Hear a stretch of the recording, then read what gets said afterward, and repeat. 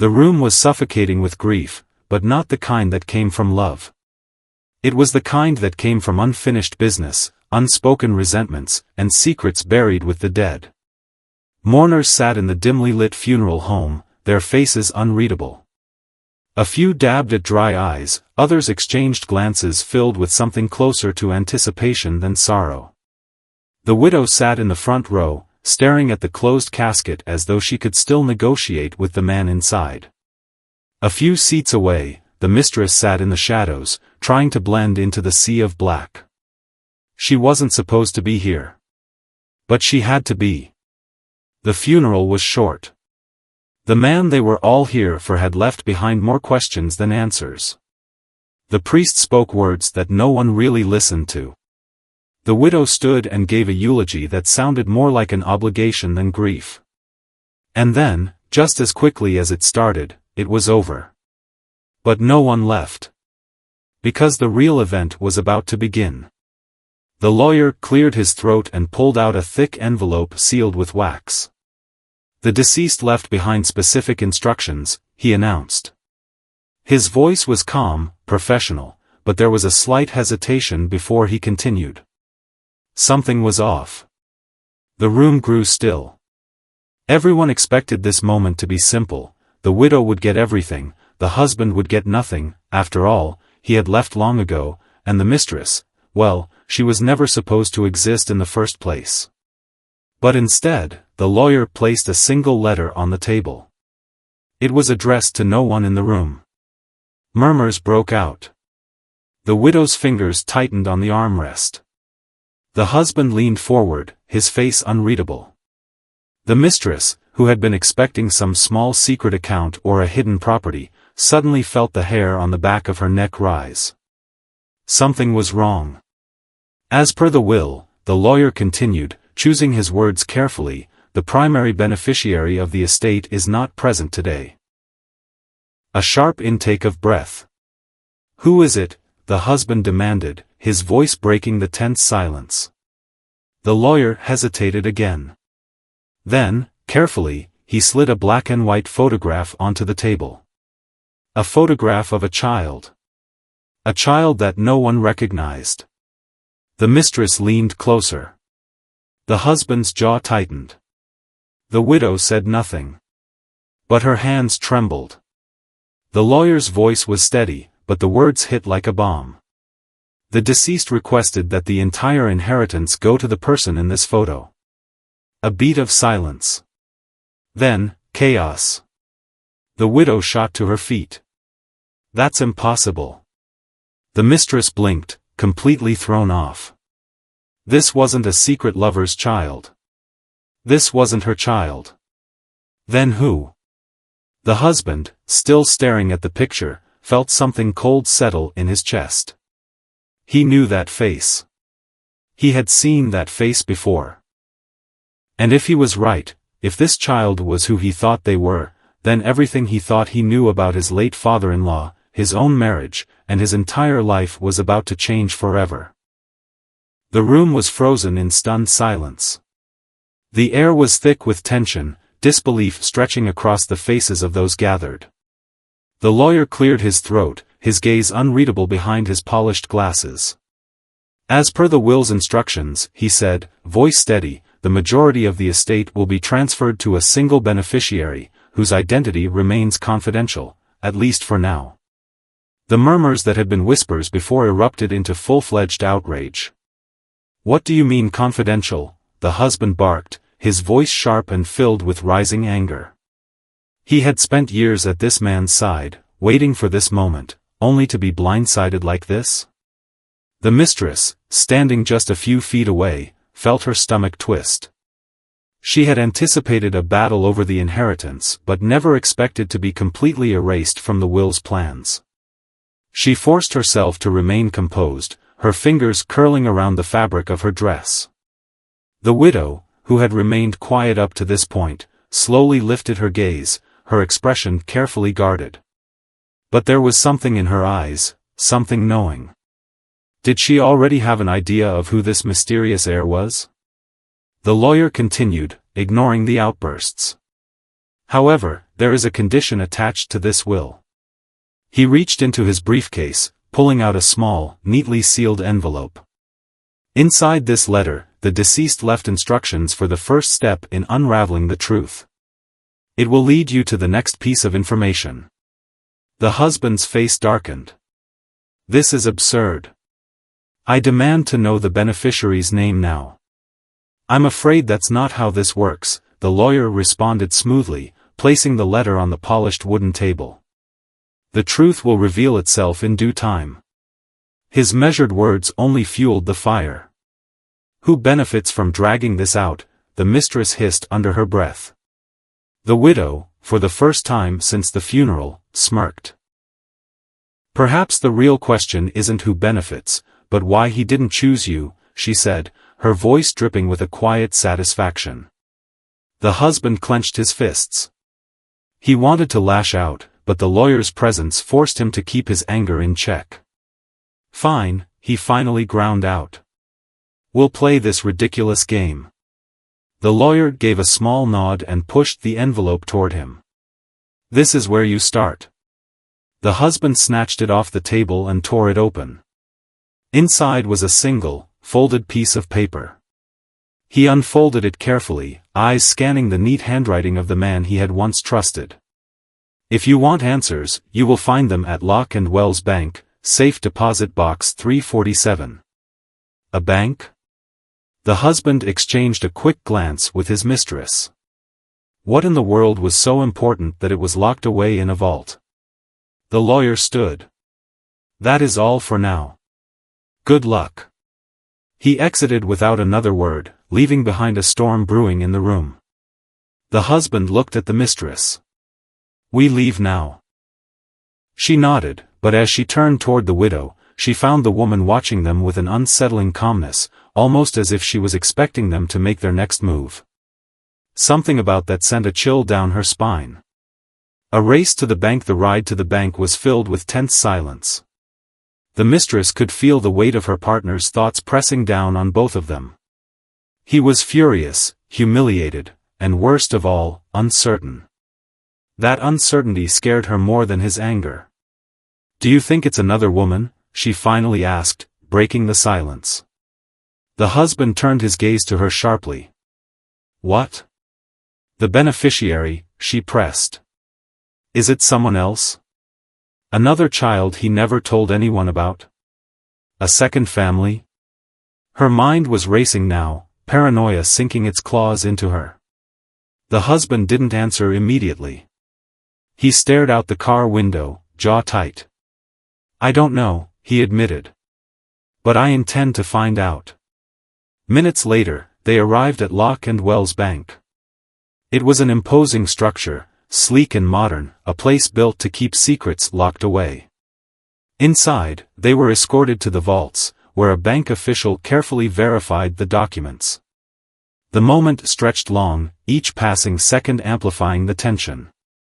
Finally, the official led them to a row of safe deposit boxes and motioned toward number 347.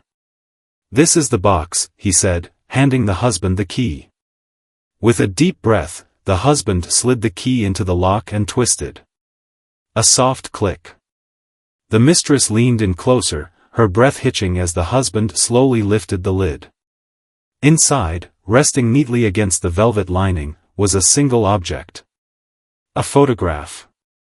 He hesitated, then reached in, pulling it out carefully. The image was old, slightly yellowed with time. It depicted a young boy, no older than 7 or 8, standing in front of a small house with a faded blue door. On the back, scrawled in familiar handwriting, was a single word. A location. The mistress inhaled sharply. That's not here. The husband turned the photo over again, staring at the boy's face. Something about the child looked eerily familiar. This is who got the inheritance, he murmured. The mistress felt a shiver run down her spine. Who is he? The husband's grip on the photo tightened. We're going to find out. The ride to the small town was tense. The husband clenched the steering wheel, his mind racing. The mistress sat beside him, silent, staring at the photograph. The young boy in the picture had soft eyes, a timid smile, but there was something familiar about him. Something unsettling. "Do you think he's alive?" she finally asked. The husband didn't answer.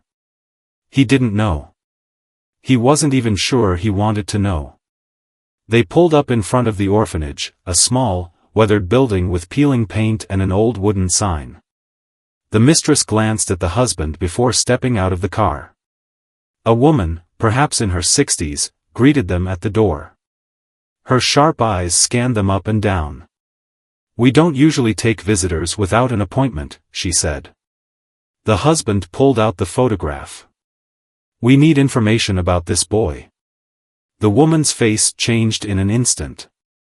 Her eyes darkened, her lips pressed together. She knew something. "Where did you get this?" she asked, her voice cautious. "It was in my father's safe deposit box," the husband replied. The woman hesitated, then shook her head. "I'm sorry. I can't help you." The mistress stepped forward. "Please, it's important. This boy, he's connected to our lives.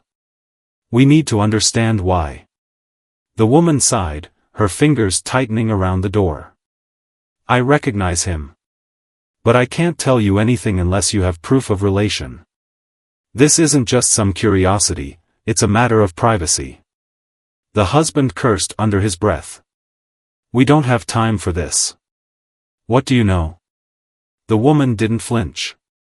"I know that if he's still alive, he wouldn't want to be found." That answer sent a shiver down the mistress's spine. Before they could press further, a new voice interrupted. "Excuse me, I believe I have some questions of my own." They turned to see a man standing by a parked car, suit sharp, eyes calculating. A private investigator.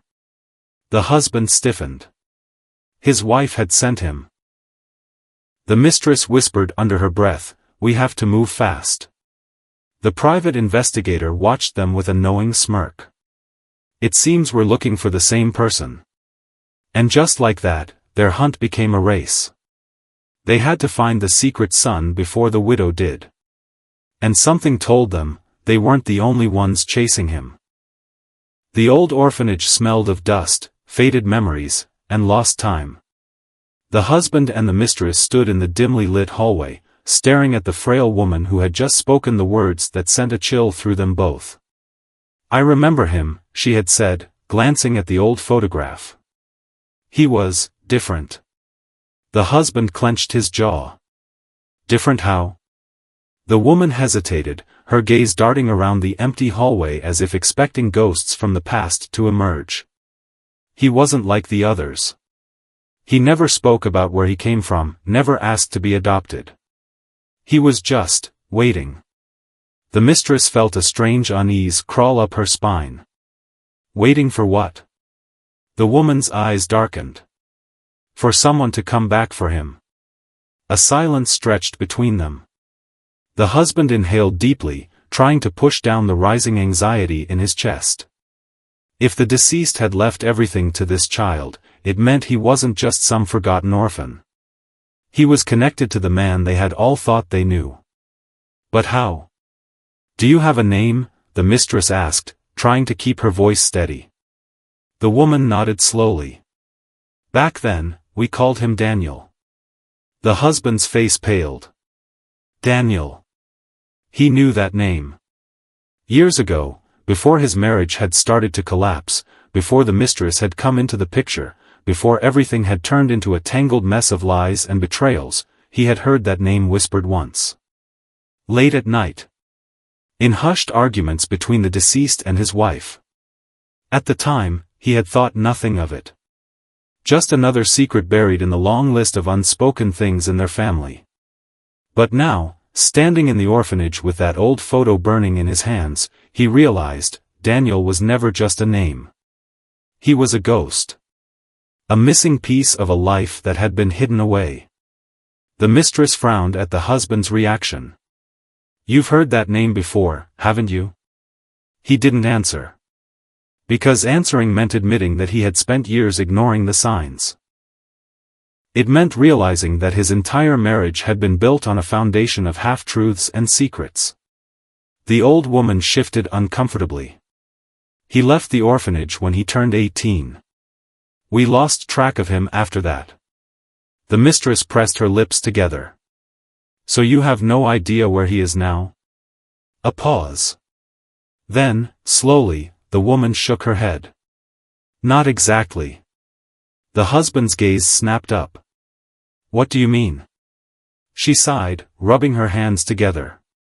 A few years ago, someone came looking for him. A man, well-dressed, wealthy. I never got his name. But I remember one thing.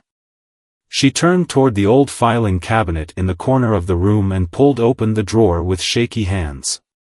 After a moment of searching, she pulled out a crumpled business card and handed it to the husband. This was the man who asked about Daniel, she whispered. The husband's fingers trembled as he read the faded lettering on the card.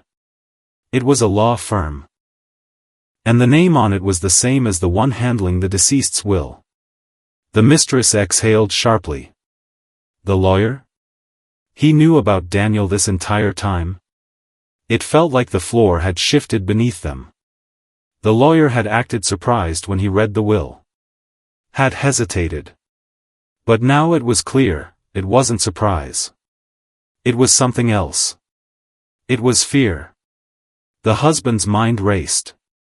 If the lawyer had been searching for Daniel before the deceased even died, then it meant this was planned. This wasn't just a will. This was a carefully constructed game. A final move from the grave, designed to force them into playing along. The mistress cursed under her breath. We need to talk to him. Now. But before they could turn toward the door, the orphanage director hesitated. There's something else. They froze. The woman's voice was barely above a whisper. Daniel didn't leave alone. The husband frowned. What do you mean? She looked uneasy, shifting from one foot to the other. Someone came for him the night before he turned 18. A stranger. The mistress narrowed her eyes. Do you remember what he looked like? The old woman nodded. Not his face. But I remember his necklace. It had an engraved symbol. She reached for a scrap of paper and quickly sketched something before handing it over. The moment the husband saw the symbol, his breath hitched in his throat. Because he had seen it before. Years ago. On his wife's personal belongings. A sinking realization settled in his chest. The widow had known about this all along. And she had never planned to let them find out. The lawyer's voice echoed in the hushed room as he dropped the next bombshell. The inheritance is conditional, he stated. The wealth will only go to the secret beneficiary if he is found within 7 days. Gasps rippled through the stunned gathering. The husband's face twisted in frustration. 7 days, he growled. And if we don't find him? The lawyer didn't flinch. Then all assets are to be liquidated and donated to a charity the deceased personally selected. The mistress felt her breath hitch.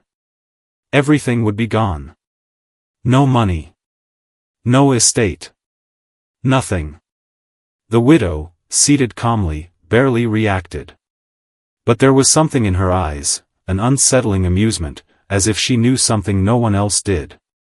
The husband slammed his palm against the table. This is a setup. The lawyer simply gathered his files, showing no emotion. You have your time limit. I suggest you don't waste it. With that, he walked out, leaving behind chaos.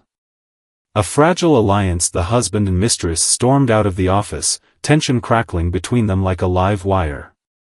We have to find him first, the husband muttered, eyes sharp with determination. The mistress hesitated. What if we can't? He turned to her, his expression dark. Then we make sure no one else does. They knew one thing for certain, the widow was already on the move. They had to act fast. First, they went back to the photograph from the safe deposit box. The location on the back? A town 3 hours away. As they sped down the highway, the mistress cast a wary glance at the husband. What if the boy doesn't want the money, she asked. What if he refuses to take it? The husband's fingers tightened on the steering wheel. Then we make him. But deep down, he wasn't sure how. The widow's move back in the city, the widow met with the lawyer in private. I have an offer, she said smoothly. The lawyer raised an eyebrow. This is highly irregular, she slid a file across the table. I know where he is. Silence. But I have a condition, she continued, her voice like velvet over steel. If I find him first, my husband gets nothing. The lawyer regarded her carefully. That's not how this works. Her lips curled into a smile. I don't care. The will says the beneficiary must be found. It doesn't say who finds him. She stood, her confidence unwavering. Let's see who wins this game. A betrayal in motion. The husband and mistress arrived in the small town just as the sun was setting. Armed with the photograph, they began their search. A diner. A gas station. A library. No one recognized the boy. Frustration mounted. The deadline was closing in fast. Then, the mistress's phone buzzed. A message. She paled. What is it? The husband demanded. She hesitated, then stuffed the phone back into her purse. Nothing. But it wasn't nothing. The message had been from the widow. Meet me alone.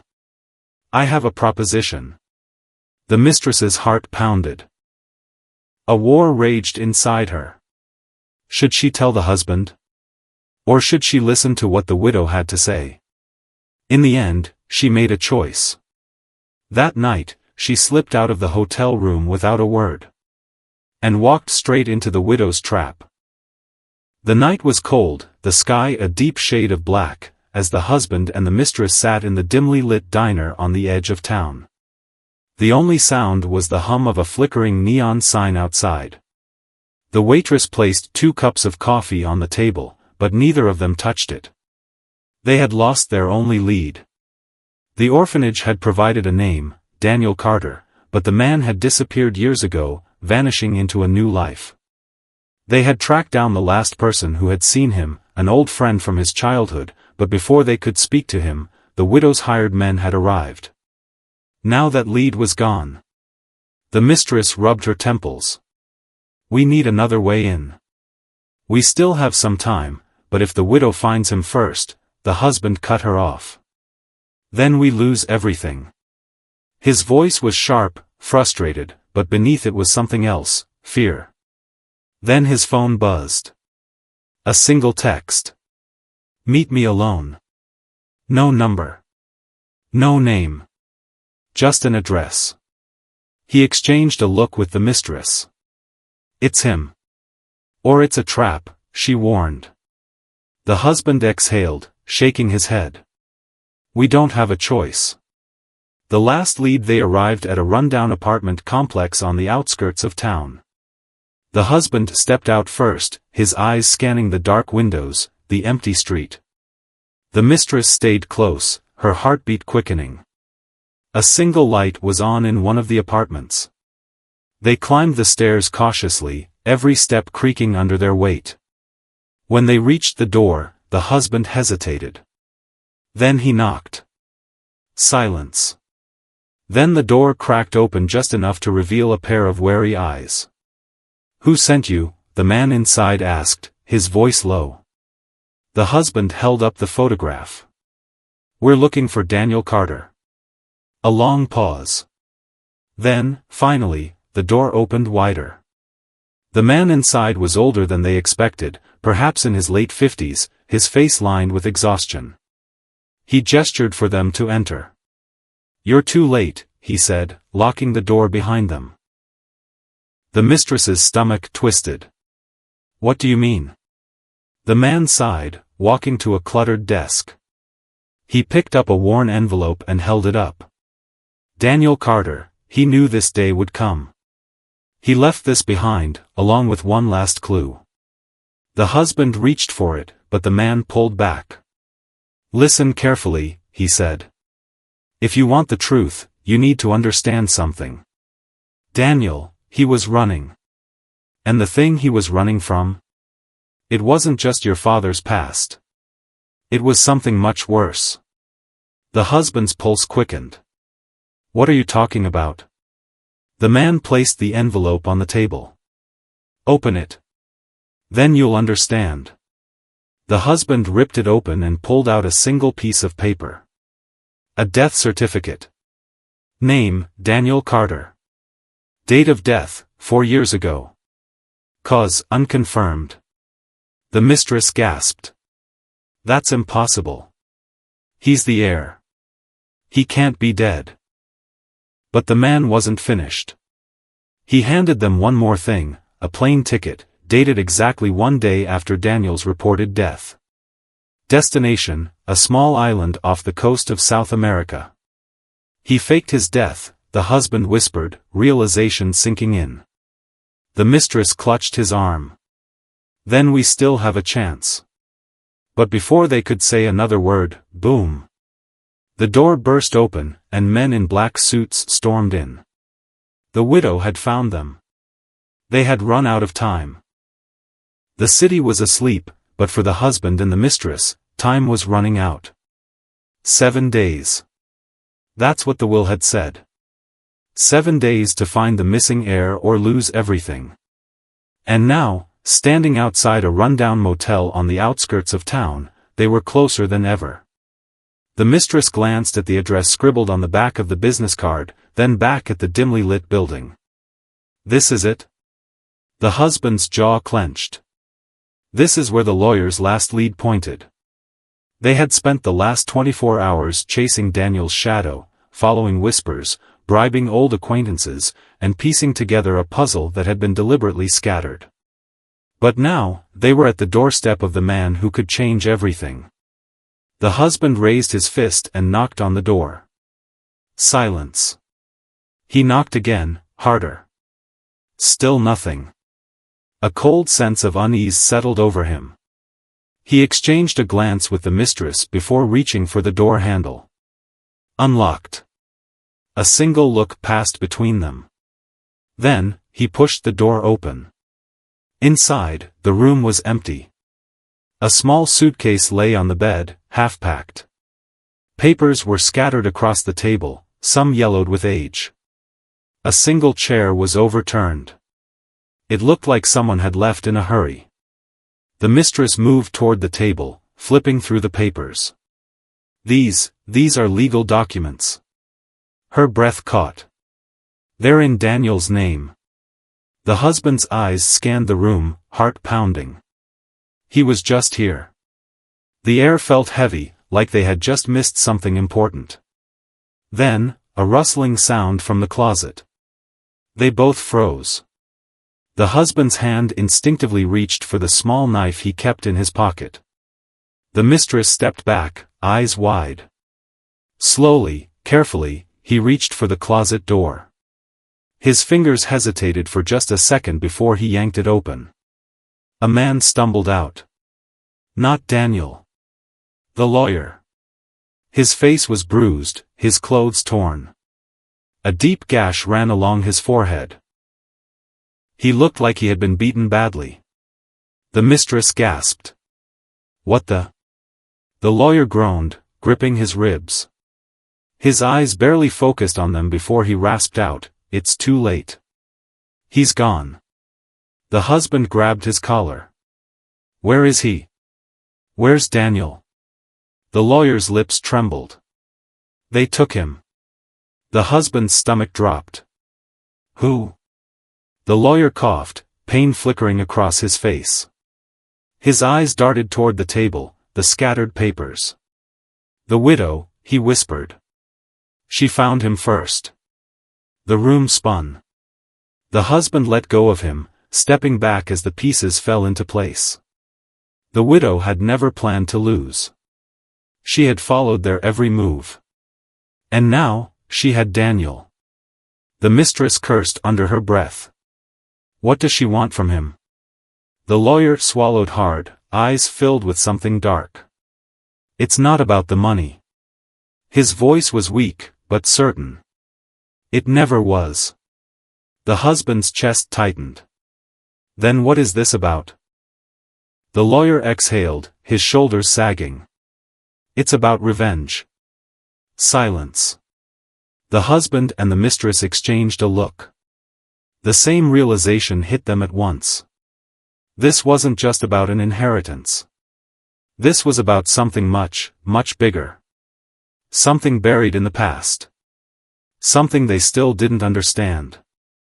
The lawyer groaned, gripping his ribs. If you don't stop her, Daniel won't live to see tomorrow. The word settled in the air like a death sentence. The husband clenched his fists. Where did she take him? The lawyer hesitated. Then, with a weak breath, he murmured, to the place where it all began. The husband's blood ran cold. He knew exactly where that was.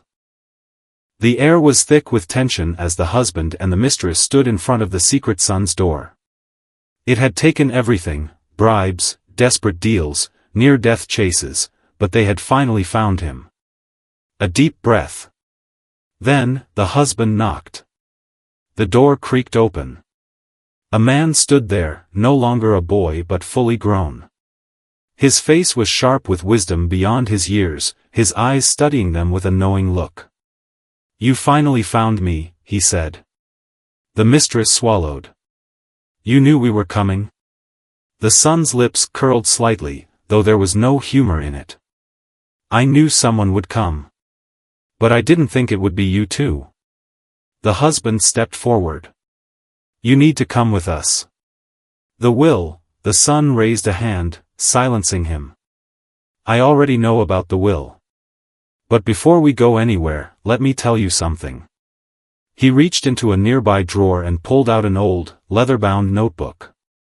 It was worn, the edges frayed, but the initials on the front made the husband's blood run cold. It belonged to the deceased. The son opened it, flipping through pages until he found what he was looking for. He turned it around and placed it on the table in front of them. The husband leaned in, reading the words scribbled in his father's unmistakable handwriting. They think they can steal from me. But I know their secrets. The betrayal runs deeper than I ever imagined. And if anything happens to me, this book holds the truth. The husband felt the walls closing in around him. What is this? The son looked him dead in the eye. Proof. The mistress's voice trembled. Proof of what? The son took a deep breath. My father didn't die of natural causes. He was murdered. Silence. A heavy, suffocating silence.